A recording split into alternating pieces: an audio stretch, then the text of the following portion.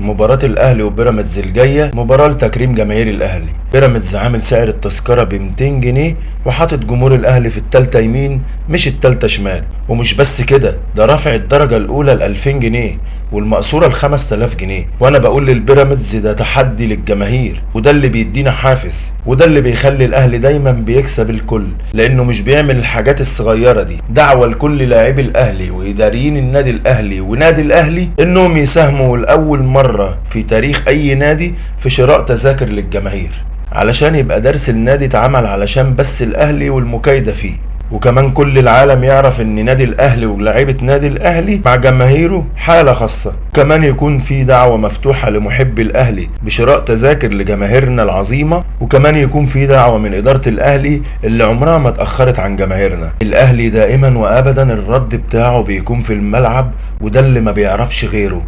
اما الصغائر فلها الصغار. سلام عليكم.